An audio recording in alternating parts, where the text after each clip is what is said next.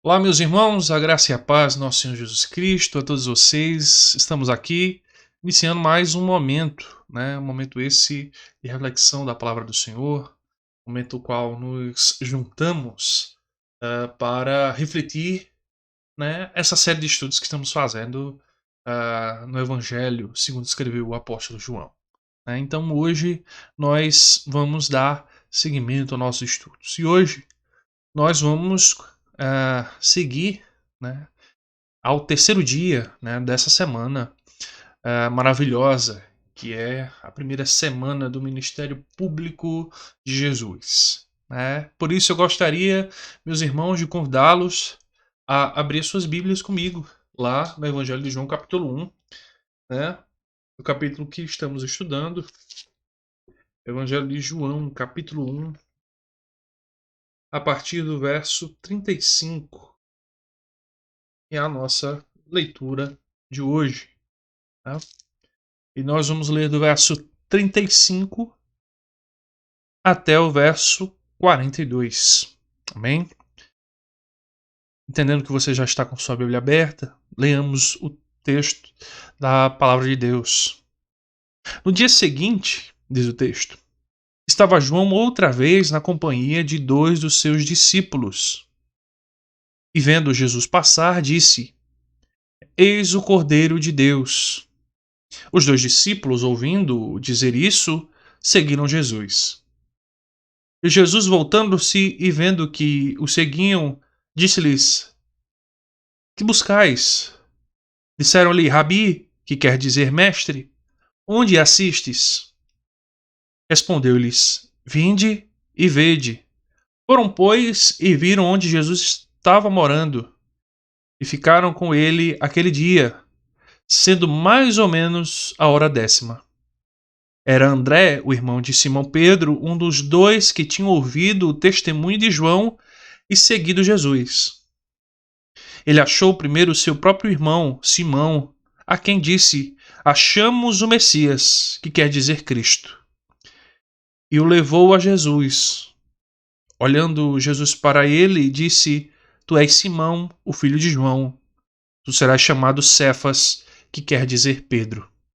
Esse é o nosso texto, meus irmãos. E antes de nós adentrarmos o nosso estudo, vamos orar ao Senhor, como é de nosso costume. Então, curve sua cabeça, feche seus olhos e estejamos agora nesse momento orando ao Senhor. Ó Deus e Pai, queremos te dar graças, Senhor. Te dar graças por tua misericórdia, te dar graças por tua palavra lida. Ó Deus, ajuda-nos, Senhor.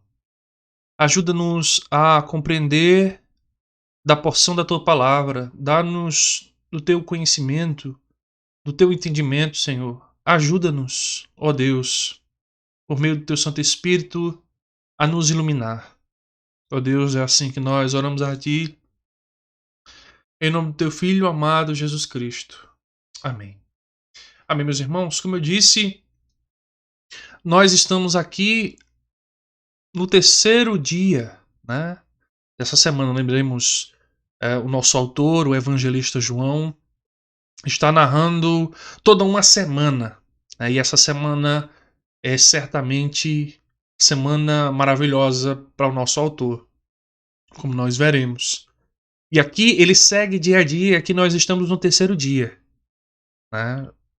Jesus já foi batizado, apresentado como o Cordeiro de Deus que tira o pecado do mundo. Vimos também que João Batista está aqui, meus irmãos, em uma das suas últimas aparições neste evangelho. E isso por um motivo muito especial, porque o nosso autor, o evangelista João, quer nos mostrar que a partir de agora Jesus passará a ser o personagem em destaque. Enquanto João Batista estará saindo de cena, pois lembremos, o ministério de João está chegando ao fim, pois o Messias finalmente chegou, aquele que haveria de vir, o qual tem sobre ele a primazia, como já vimos anteriormente. O ministério de João está cumprido, o caminho foi preparado, as cortinas foram abertas e Jesus, o Verbo de Deus, está entre nós. Mas, meus irmãos, João, ele não pode concluir o seu ministério, né, deixar a sua missão sem dar seu último testemunho.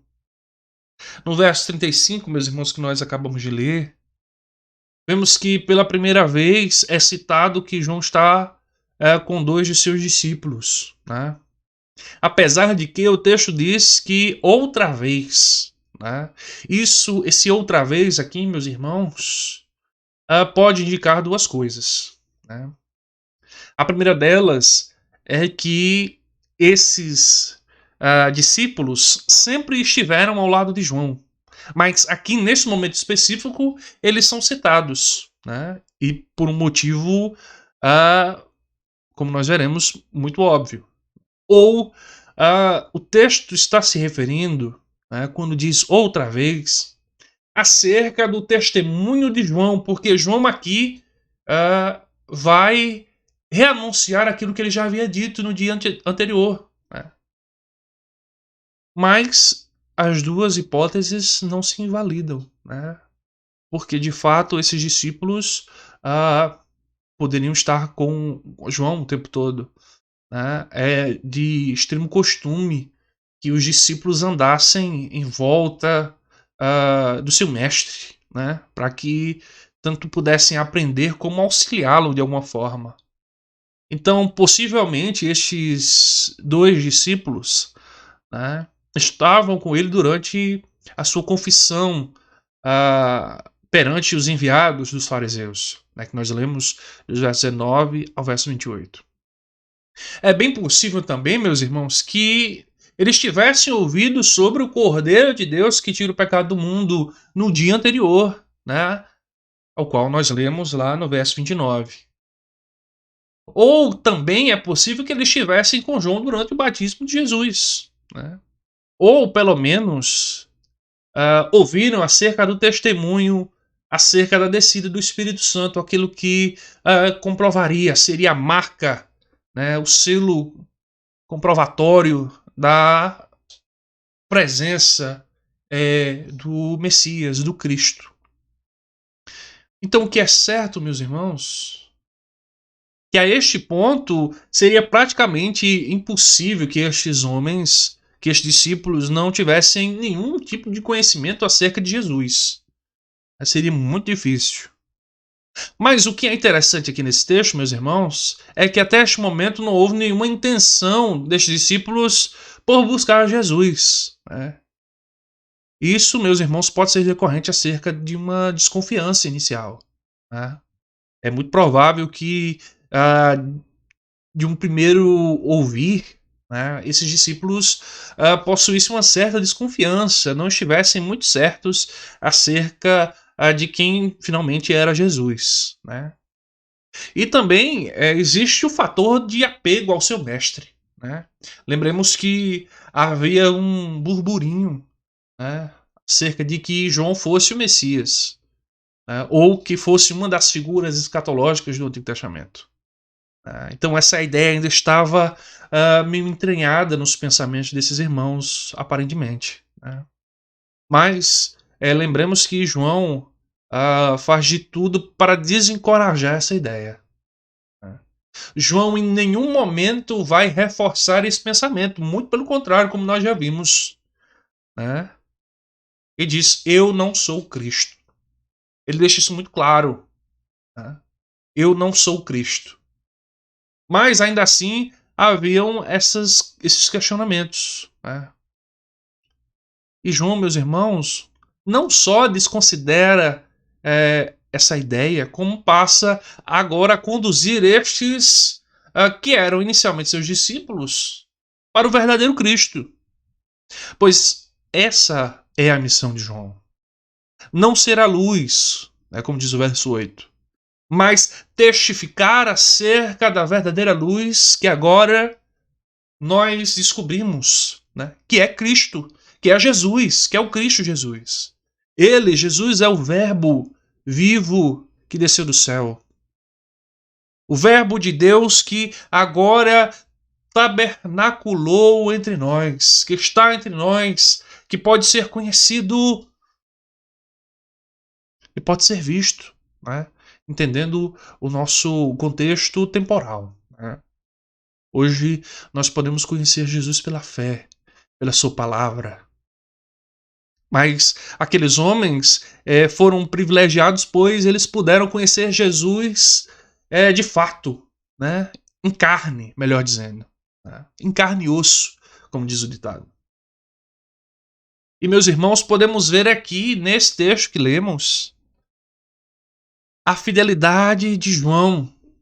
Né? João em todo o tempo, João Batista em todo o tempo permanece fiel ao seu ministério, fiel à sua missão dada por Deus. Né? No verso 36, meus irmãos, nós lemos que Jesus está passando por ali. Né? Nós já vimos Jesus indo em direção a João, né, para o batismo. Nós agora estamos vendo Jesus passando. Né?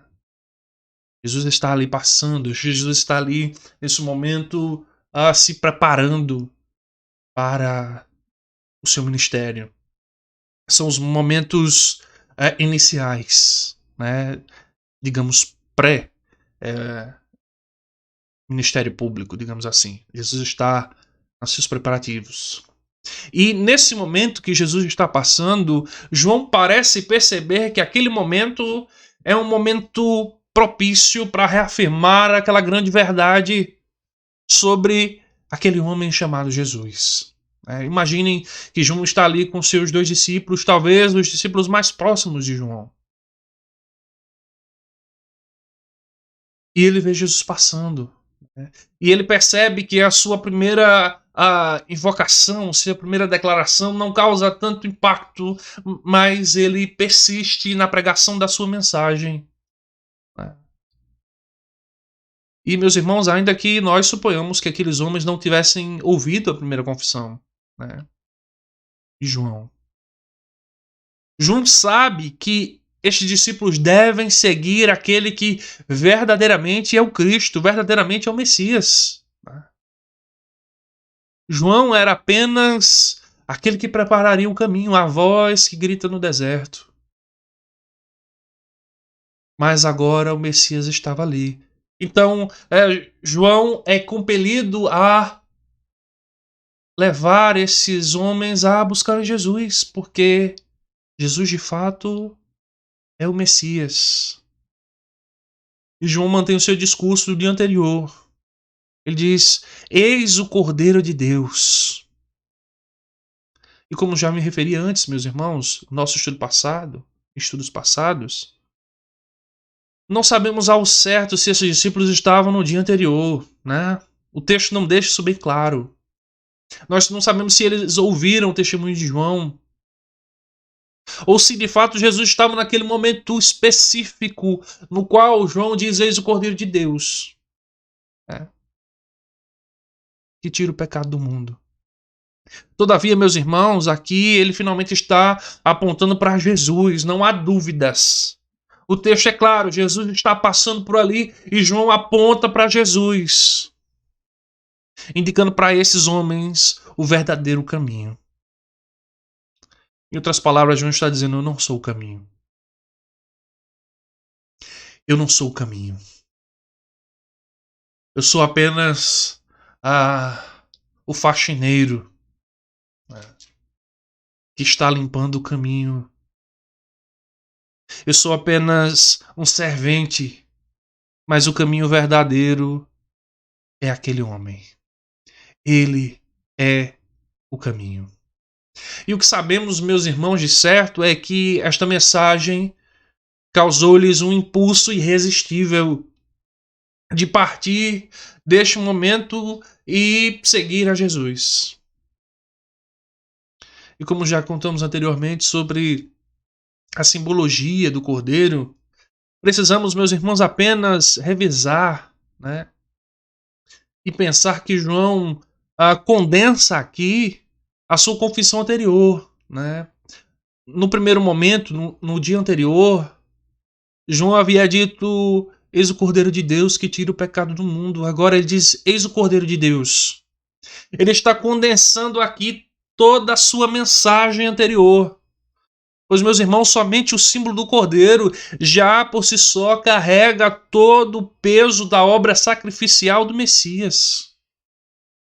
Lembramos, meus irmãos, que o sacrifício de cordeiros cumpria um papel muito importante na vida religiosa dos judeus, né, no seu sistema de sacrifícios.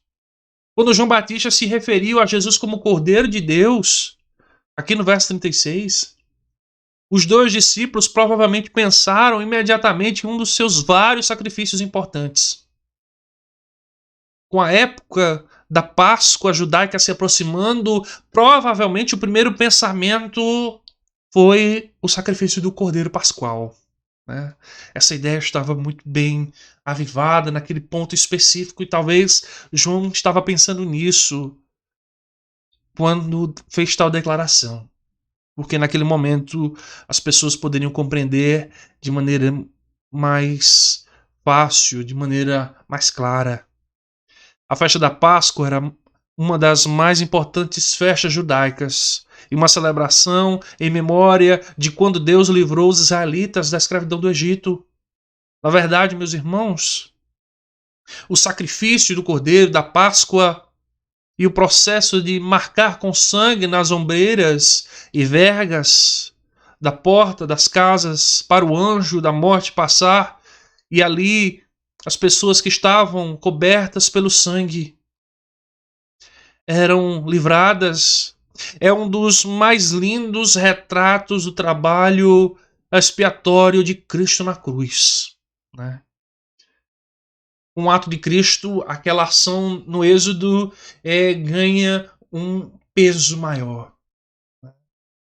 Se aquilo já era considerado algo grandioso para o povo judeu, depois de Cristo deveria ser considerado ainda muito maior. Certamente para nós cristãos, o sacrifício de Cristo é a prova máxima da obra de Deus. É a prova máxima do seu amor e misericórdia.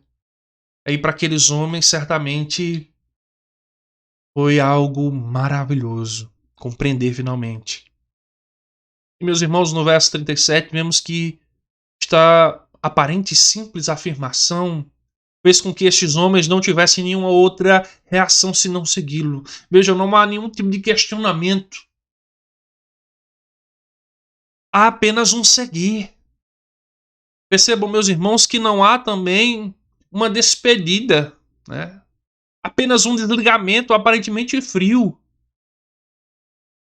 Mas, na verdade, meus irmãos, o que vemos aqui são discípulos que foram bem preparados. João lhes ensinou sobre o real sentido da sua missão, que ele não era o Messias e que aquele que viria depois dele seria, de fato, o Messias, o Cristo. A primeiro momento pode nos parecer algo terrível, né? O mestre agora foi abandonado, deixado sozinho. Mas na verdade, nós vemos aqui, meus irmãos, um bom mestre que ensinou bem aos seus discípulos a seguir não a ele, mas seguir aquele que é o Senhor de todas as coisas. João Calvino, comentando, meus irmãos, sobre isso, ele diz que quando João sentiu que chegava ao término do seu curso, do seu ministério, ele avança sem cessar procurando pôr a tocha na mão de Cristo. A ideia disso é que João estava querendo que as pessoas tirassem o foco dele, né? E percebessem, entendessem Jesus Cristo. Que Jesus Cristo era de fato aquele que ele havia pregado, havia ensinado, havia falado há tanto tempo. E finalmente ele estava ali. Esses homens não devem ser vistos, meus irmãos, como servos ingratos. Não, muito longe disso. Eles devem ser percebidos como servos obedientes, cumprindo aquilo que lhes foi corretamente ensinado. Estes homens desejavam pelo dia que veriam o Messias, que veriam o Senhor, o Cristo. Eles sonhavam com o dia da remissão, mesmo, meus irmãos, que a sua ideia inicial não fosse tão alinhada com o verdadeiro propósito do Messias. né? Pois devemos, meus irmãos, lembrar que a expectativa nesse período pelo Messias era de um Messias nos moldes de um segundo Davi, um rei libertador que iria destronar, né, os invasores romanos e restabelecer a glória do povo judeu. Pensamento este que seria corrigido de maneira insistente por Jesus, né? Nós vamos ver ao longo do ministério de Jesus que Jesus vai ensiná-los qual é o verdadeiro propósito do Messias, né? No verso 37, meus irmãos, esses dois discípulos ouviram a confissão de João. As palavras citadas no verso 36 atingiram seus corações. E eles acharam em suas afeições e nos seus desejos de suas almas que o correto seria seguir a Cristo, né? E eles passam a fazer isso, né? Veja comigo o verso 37. E os dois discípulos, ouvindo o dizer isto, seguiram Jesus. Diante da confissão de João Batista, não há outra coisa a se fazer. Esses homens precisam seguir Jesus, né? E o texto, meus irmãos, parece nos indicar que esses homens passam a andar atrás de Jesus, ainda meio receosos, né? Constrangidos, envergonhados, né? Eles não tomam a iniciativa, porque nós vamos ver que quem tomará a iniciativa para com eles é o próprio Jesus, no verso 38. E aqui, meus irmãos, nós ouvimos a primeira palavra de Jesus aqui nesse evangelho. Que buscais? É. Jesus se vira para aqueles homens e diz: que buscais? E, meus irmãos, essa simples pergunta traz em si a essência do chamado ao arrependimento e à fé, né? Porque, meus irmãos, a Vulgata latina acrescenta ao texto que Jesus os viu pelo seu caminhar e por suas afeições, que eles estavam seguindo Jesus. Talvez eles estivessem ali caminhando distantes, né, mas sempre passo a passo, talvez querendo saber onde Jesus estava morando para observá-lo, né, mas ainda temerosos, né, como crianças que têm vergonha de falar diante da presença de autoridades e pessoas mais velhas. Esses homens estavam receosos, né? Mas Jesus parece, meus irmãos, apontar que ele conhecia esses homens antes de os ver, né? Parece que Jesus já sabia o que João havia dito, né? E o que aquela palavra havia tido um efeito sobre seus discípulos. E o que aqueles homens de fato estavam esperando em seus corações. O quão desejosos eles estavam de ir até conversar com ele. Portanto, ele se vira para eles e para que eles possam finalmente ter a oportunidade de falar com ele. Ou antes, de modo falar com eles primeiro, né? Jesus toma a iniciativa. E vejam, meus irmãos, que Jesus responde à ansiedade desses discípulos dizendo: o que procurais? Né? Ou o que buscais, dependendo da sua tradução. E, meus irmãos, Jesus não diz isso de uma maneira bruta, ignorante, né? Ele não está aqui ignorando aquilo que eles estão buscando, os seus desejos, mas ele está aqui encorajando-los a falar, pois talvez através do medo eles se refreassem a fazer. E, portanto, assim fazendo, quebraria a timidez, né? Jesus quebra o gelo, né, da conversa e passa a encorajá-los, né? As primeiras noções de graça começam primeiro com Jesus. E Jesus os trata de uma forma familiar e livre. Então os anima a ousarem, né, a terem liberdade. William Hendricks, meus irmãos, salienta que Jesus não lhes pergunta não a quem eles estão procurando. Mas o quê? Isso é interessante, prestem atenção. Será que o que aqueles homens estavam procurando era a remoção dos pecados pelo Cordeiro de Deus? Seria, portanto, o que aqueles homens estão buscando a plena entrada gratuita no reino? Diz William Hendricks, qualquer que fosse o caso, ele era e ainda é capaz de oferecer isso. Vejam que maravilha, meus irmãos. Jesus é capaz de perdoar pecados e é capaz de oferecer a entrada no reino. Seja qual fosse a intenção daqueles homens, Jesus tinha para oferecer. Jesus era a pessoa certa a quem eles estavam buscando. E a resposta desses homens, meus irmãos, se inicia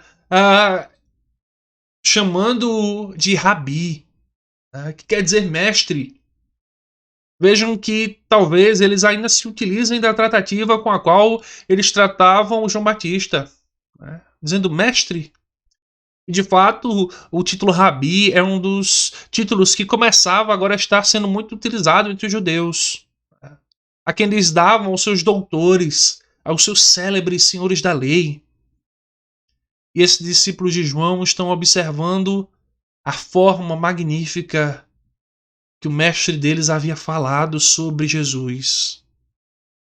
E agora eles se portam com grande reverência ao se dirigirem a ele. Eles chamam de Rabi, mestre. Aqui, meus irmãos, nós vemos um segundo título. Nós já vimos o título de Jesus sendo chamado de o Cordeiro de Deus. E agora nós vemos Jesus sendo o mestre. E de fato, meus irmãos, Jesus é o mestre por excelência. Jesus é o Senhor dos senhores, aquele que tem o conhecimento acima de todos, tem o conhecimento de todas as coisas. Nele estão patentes todas as obras, todo o conhecimento. Não há quem seja mais sábio do que Jesus, nem Salomão, considerado o homem mais sábio do mundo, em toda a sua glória e majestade de sabedoria, pode ser comparado com Jesus. E Jesus, de fato, é o mestre, o Rabi. E a segunda parte da pergunta desses homens, ainda temerosos, é: onde habitas? Onde você mora? Onde você está morando? E de fato, eles não estão muito interessados num lugar próprio, mas eles querem um lugar onde eles possam ficar com Jesus e conversar com Jesus. Sentar, ter uma conversa, se familiarizarem sobre Jesus. Aquele ao qual eles ainda não conhecem totalmente, mas estão desejosos por conhecer. Esses homens deviam estar alegres, para saber onde Jesus estava repousando, porque assim eles poderiam esperar ele lá, ou então, em algum tempo conveniente, se assentar com ele e ouvi-lo. No verso 39, meus irmãos, vemos que Jesus consente, e diz: vinde e vede. Jesus os chama para saber onde ele está. E nosso texto, meus irmãos, nos diz que eles ficaram aquele dia todo com Jesus. E não temos aqui maiores informações sobre o que ocorreu, sobre os temas das conversações, sobre o que foi a conversa, sobre o que eles falaram, sobre o que Jesus disse a eles. Mas sabemos, meus irmãos, de certo que estar com Jesus naquele dia gerou ainda mais grandiosas reações no coração daqueles homens. Seus corações, a partir daquele momento, se tornaram corações cheios. A primeira reação tida pela confissão de João agora transbordou. E nos versos 40 a 41, ouvimos pela primeira vez o nome de um desses discípulos, né? Os quais eram de João, agora se fizeram discípulos de Jesus. E o primeiro deles aqui é chamado André, irmão de um tal Simão Pedro. E sobre, meus irmãos, o segundo discípulo não temos menção, mas já está bem claro, né, que este segundo homem não é ninguém mais, ninguém menos do que o nosso autor. Né? De fato, o evangelista João, ele evita se autocitar. João evita vanglórias para si. Né? João tem uma escrita muito humilde. Então, ele evita falar o próprio nome. Né? Ele faz questão de se omitir ao longo dos seus escritos. Mas não há dúvidas, pelo menos para a maior parte dos comentaristas e para mim, não há dúvidas de que esse segundo discípulo fosse João. Né? E por isso o nosso autor tem maior peso por isso, porque, meus irmãos, ele cita João Batista com grande propriedade, e essa propriedade vem porque ele conheceu de perto João Batista. Ouvimos também, meus irmãos, que após esse momento com Jesus, André, impulsionado por aquele encontro maravilhoso, e meus irmãos, certamente, que dia maravilhoso foi aquele. O dia, meus irmãos, foi tão grandioso, né, que João registra sendo mais ou menos a hora 10ª. João faz questão de registrar a hora, porque, meus irmãos, aquele dia não saiu da sua cabeça. Aquele certamente foi o melhor dia da vida daqueles homens. Né? Poderem conversar com Jesus. E, meus irmãos, que maravilha deve ter sido. Né? Que maravilha deve ter sido estar com Jesus ali, conversando com ele. Ouvindo-lhe suas histórias. Que maravilha. Ouvimos também, meus irmãos, como eu já disse, André ali cheio, né, por esse momento, ele busca seu irmão. O texto diz que ele buscou primeiro. Havia muitas pessoas ali. Provavelmente André tivesse muitos parentes ali. Mas o seu impulso é buscar o seu irmão Pedro.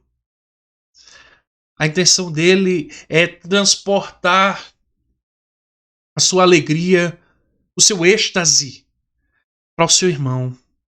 Declarar-lhe acerca do Messias. Dizer, olha, meu irmão, eu encontrei o Messias.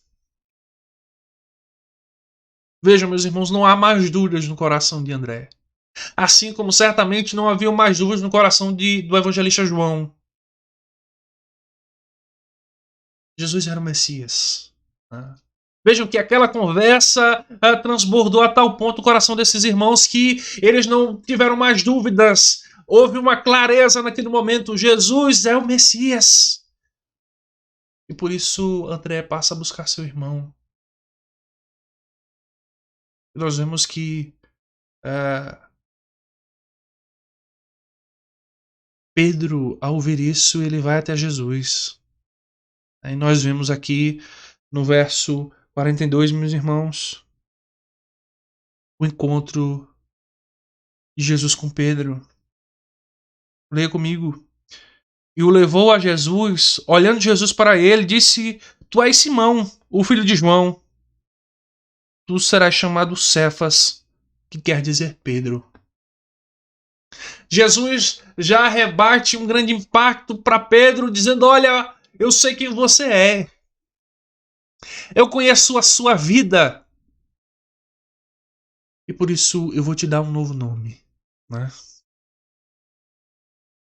Tu és Simão, o filho de João. Mas agora tu serás chamado Cefas, que quer dizer Pedro. Nome esse, meus irmãos, que Pedro irá carregar com grande ênfase. Pedro que, meus irmãos sabem, que será um dos grandes líderes da igreja primitiva. Mas, meus irmãos, nós vimos que esse texto é maravilhoso. Esse texto certamente é grandioso. Mas o que nós podemos concluir desse texto? O que nós podemos mais extrair desse texto, meus irmãos? E eu queria deixar aqui com vocês três coisas, três conclusões a partir desse texto. Em primeiro lugar, meus irmãos, esse texto nos apresenta, na pessoa de João Batista, um perfil de um pastor fiel. João não está interessado aqui, meus irmãos, em vanglórias. João não está interessado aqui em autoadmiração ou admiração pública. João quer cumprir a sua missão. João é um pastor fiel que tem como seu propósito pregar a Cristo, preparar o caminho para Cristo. O centro da mensagem de João Batista é Cristo. Cristo é o centro. João, ao pregar sobre a vinda do Messias e reunir, meus irmãos, grande multidão, não tem nenhum propósito de angariar seguidores. Não queria louvores daqueles que eram considerados seus discípulos. Mas ele está reunindo pessoas para Jesus.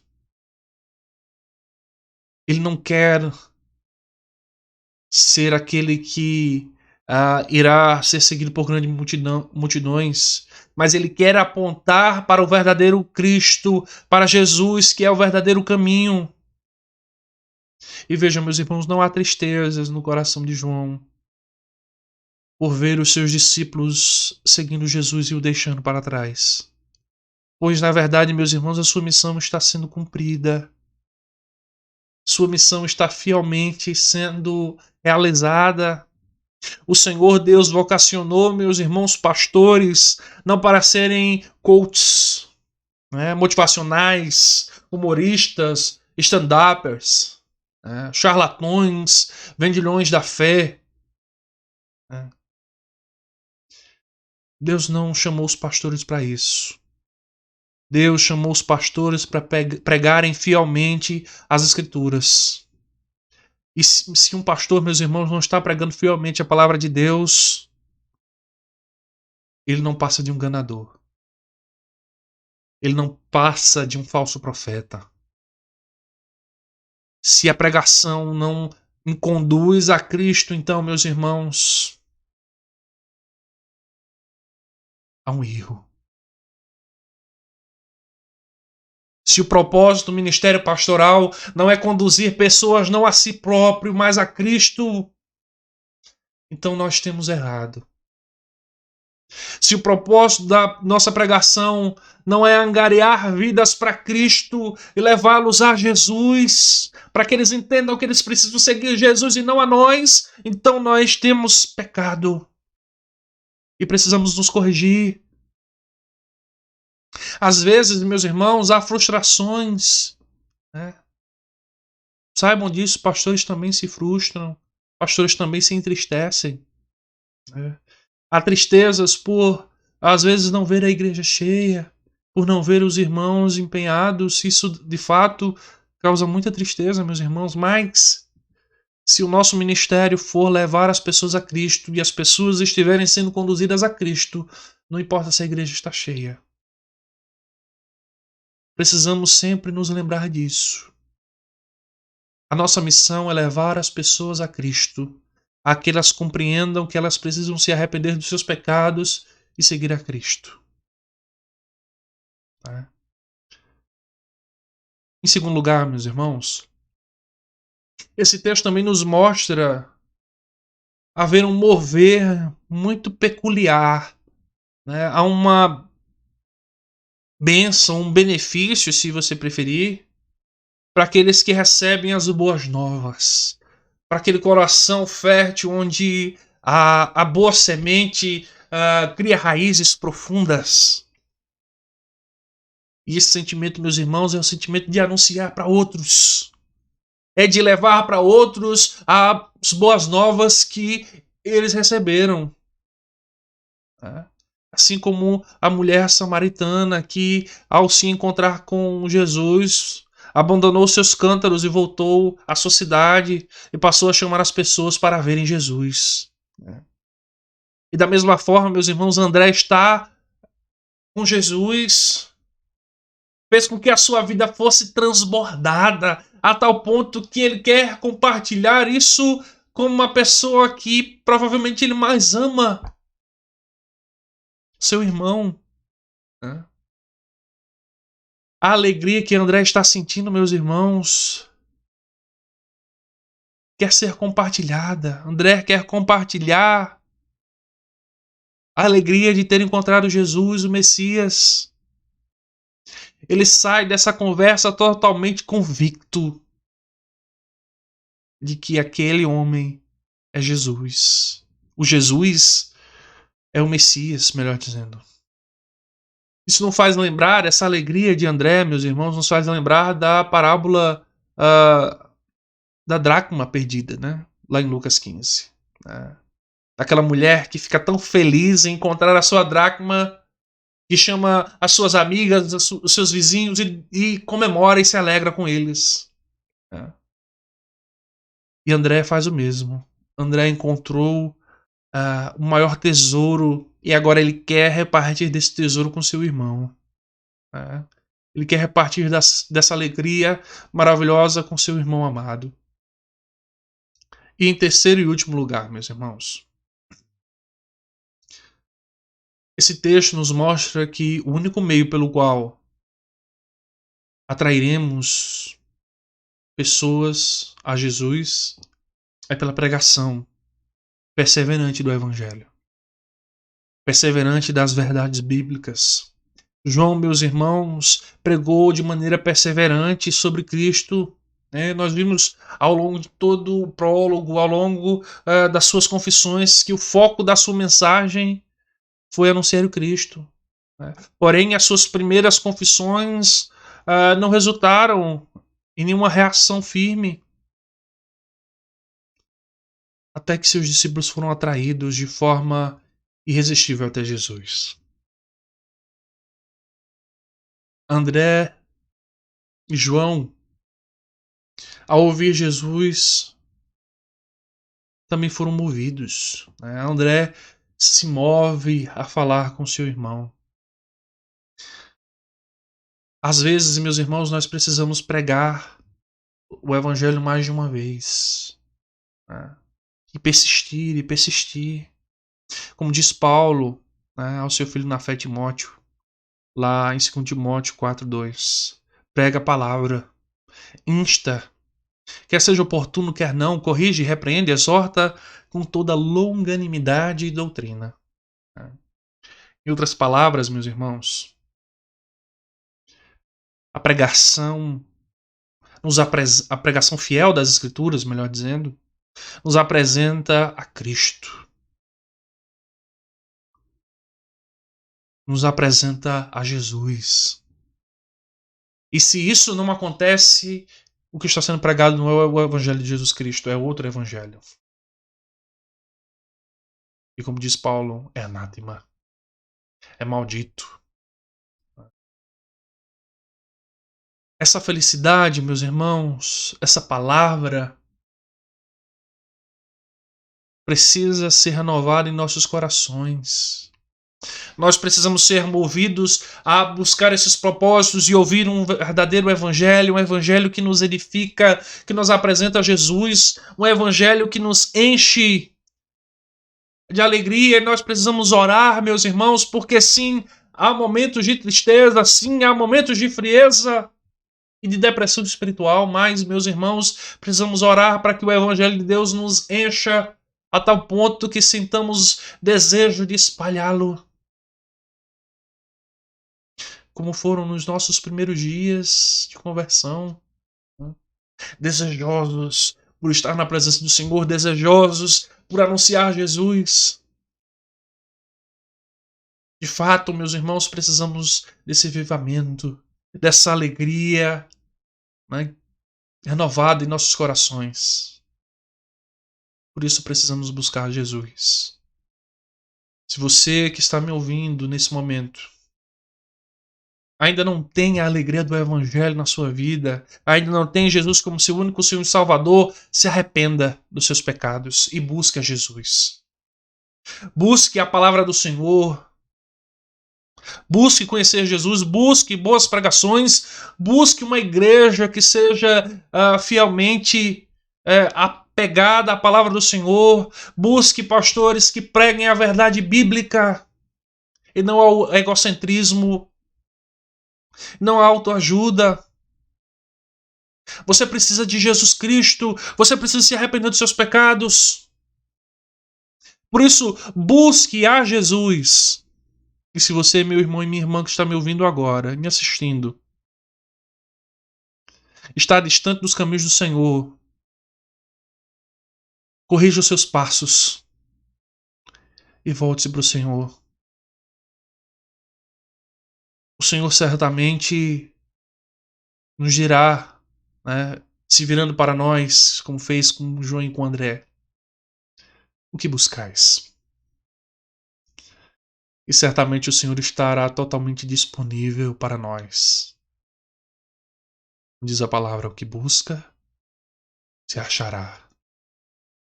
Amém, meus irmãos? Vamos por aqui nos nossos estudos.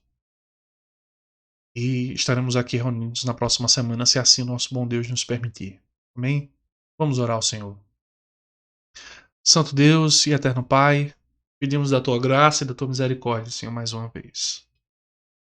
Pedimos, Senhor, a Tua graça sobre a vida daqueles irmãos que agora estão distantes do Senhor. Entristecidos, deprimidos, Senhor. Vai ao encontro desses irmãos, Senhor. Tenha misericórdia, Senhor. E aqueles, ó Deus, que estão assistindo essa pregação e, porventura, ó Deus, ainda não te têm como Senhor e Salvador, Senhor, quebranta seus corações, atrai-os para ti, Senhor. O Senhor é a verdadeira luz, ó Deus, que atrai os perdidos, quebrando os grilhões, Senhor, deste mundo, quebrando a cegueira dos olhos. Só o Senhor é o Messias. Tu és o Cordeiro de Deus. Ó Senhor. E é no teu nome que nós clamamos. No nome de Jesus Cristo. Amém.